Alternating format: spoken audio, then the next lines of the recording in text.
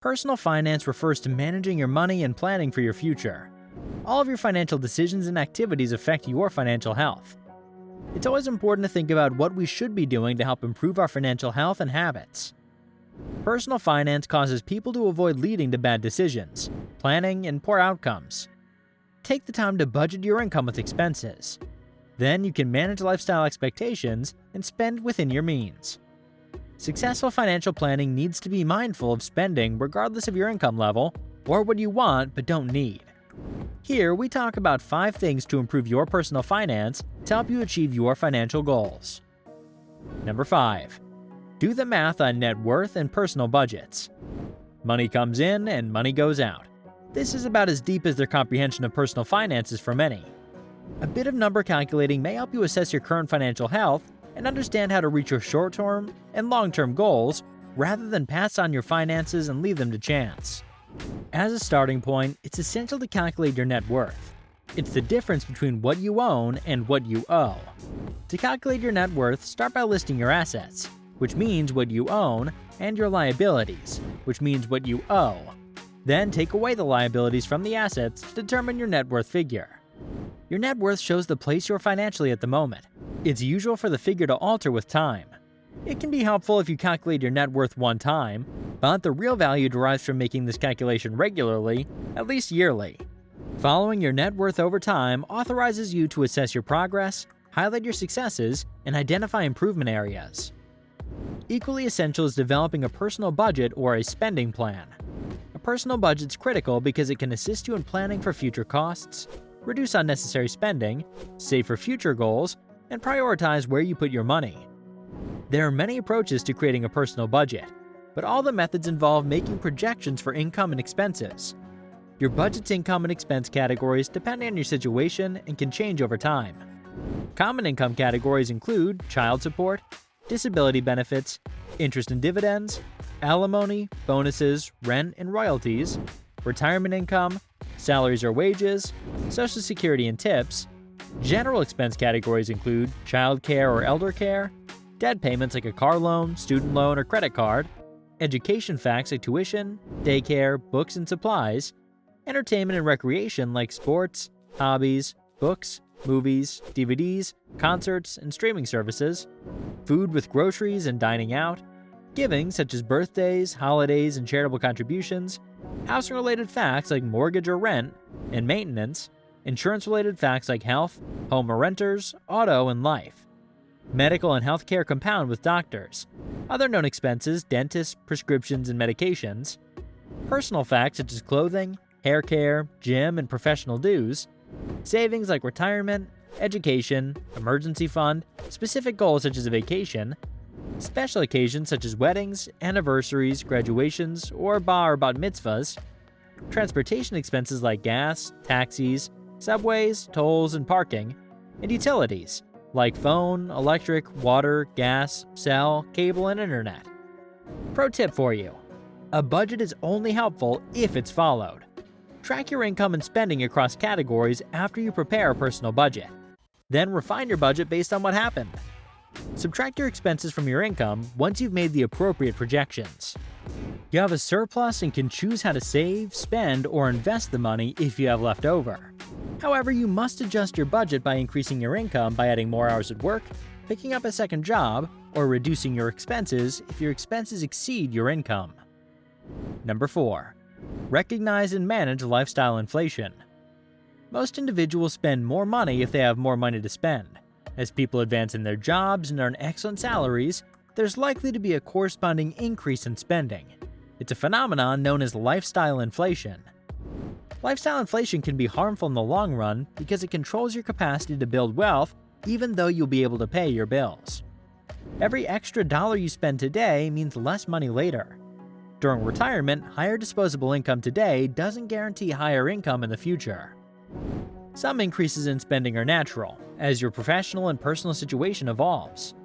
You may need to upgrade your wardrobe to dress appropriately for a new position, or you might need a house with more bedrooms as your family grows. With more responsibilities at work, hiring someone to mow the lawn or clean the house makes sense, giving the green light to spend time with family and friends while improving your quality of life. As you enter different life phases, Reevaluate your budget to reflect the right conditions. Try to evaluate which costs are truly needed and which you can go without when preparing a list of your expenses. Another pro tip for you: consider what changes you had to receive a pay cut at work. If your income were to be cut by 20%, how could that impact your spending or saving? Number 3. Recognize needs versus wants and spend mindfully. Mindful of the difference between needs and wants is in your best interest. It'd be best if you had needs to survive: food, shelter, healthcare, transportation, and a reasonable amount of clothing. Setting aside monthly money for savings is necessary, although that's much more possible if your other needs are met first. Conversely, wants can be identified as the things you'd like to have, but they don't feel essential for survival. These costs may be drilled into our daily lives, making them feel like needs. It can be a streaming subscription that's optional for survival. It can be skipping a morning treat that's not part of your daily routine. Wants are non-essential. This line between needs and wants is blurred for essentials when there's no defined level of either. We Can Get a Car is a good example. You may be able to make the case that a vehicle is a want depending on your city's public transportation. However, many of us consider it a need. What type of car is suitable? What's a proper balance between a higher car payment and a more excellent vehicle? Your need should come top priority in your budget. You allocate any discretionary income toward wants after your needs have been met. Again, if you have money left over each week or months after paying for the things you need, you don't have to spend it all. Saving money for the future is necessary if your current physical needs like food, transportation, and shelter are already met. In addition, some may claim that having a 401k matched by your employer is a prime concern. Number 2. Try to start saving early. There's a saying that saving for retirement is always possible. That may be true, but the earlier you start, you'll likely be better off during your retirement. The reason for the result is the power of compounding. Compounding includes reinvesting earnings, and it's most successful over long periods of time. The more extended profits are reestablished, the greater the value of the investment and the larger your payments will be. The power of compounding, realizing its power to create wealth, Einstein called it the eighth wonder of the world. Assume you want to save $1 million by the time you turn 60 and expect to earn 5% interest each year to illustrate the importance of starting early. If you start saving at the age of 20, you'd be able to contribute $655 a month with a total of $314,544 over 40 years, to be a millionaire by the time you hit your 60th birthday. If you start saving when you're in the age of 40, you must contribute $2,433 a month or $583,894 over 20 years. If you start saving at 50, you must contribute $6,440 a month or $772,786 over 10 years. The earlier you start, the easier it will be to gain your long-term financial goal. You'll need to save each month and contribute less overall to achieve the same goal in the future if you start at an earlier time.